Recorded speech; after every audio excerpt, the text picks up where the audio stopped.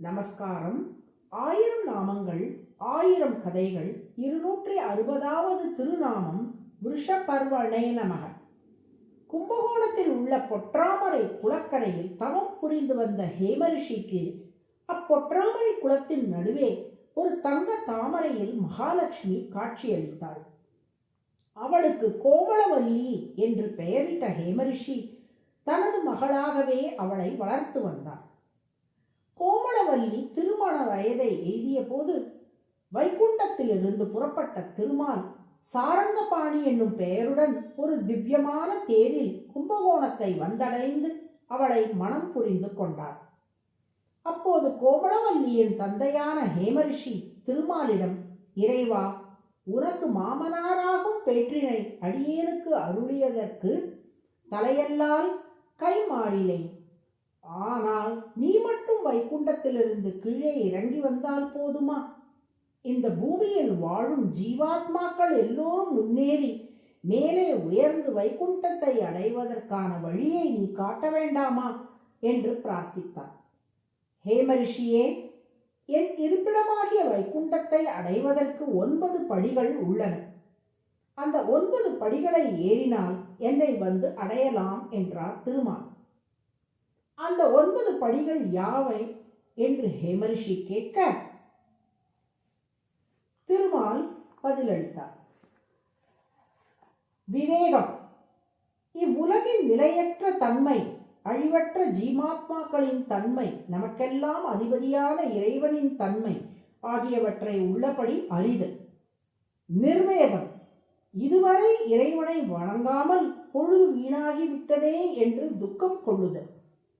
விரக்தி, உலகியல் சுகங்களில் ஆசையை விடுதல். பீதி, பிறவி சுழற்சியைக் கண்டு பயம் கொள்ளுதல்.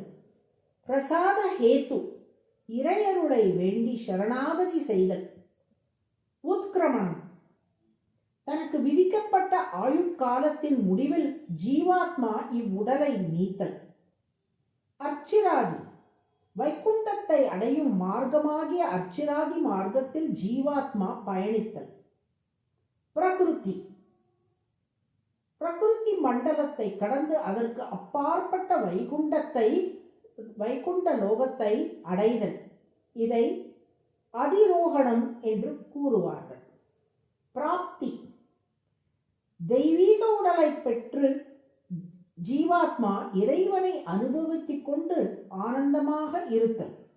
இவற்றுள் முதல் 5 படிகளாக இருக்கும் விவேகம், நிர்வேதம், விரக்தி, பீதி, பிரசாத ஹேத்து ஆகிய தர்மங்களை ஒருவன் பின்பற்றினால் மேற்கொண்டு உள்ள 4 படிகளில் நானே அவனை ஏற்றி சென்று என்னை அடைய வைப்பேன் என்று திருமால் கூறினார்.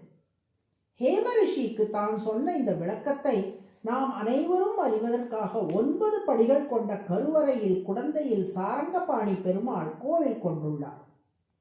கருவறைக்கு உத்தராயண வாசல், தட்சிணாய வாசல் என 2 வாசல்கள் உண்டு. 2 வாசல்களிலுமே சரியாக 9 படிகள் இருக்கும்.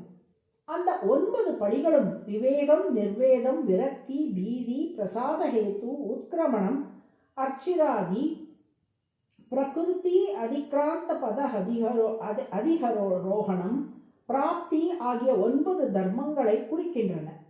அந்த 9 படிகளை கடந்தால் சாரங்கபாணி ஆகிய இறைவனை அடையலாம் என்பதை அவை உணர்த்துகின்றன. பர்வ என்றால் படி என்று பொருள். தர்மத்துக்கு விருஷ என்று பெயர்.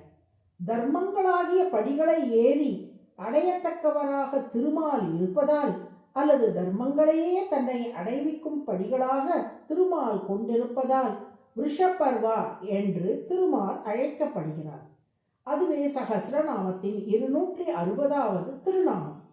விருஷபர்வணே நமக என்று தினமும் சொல்லி வரும் அன்பர்கள் வாழ்வில் முன்னேறி உயர்ந்த நிலைகளை அடைய திருமால் அருள் புரிவார்.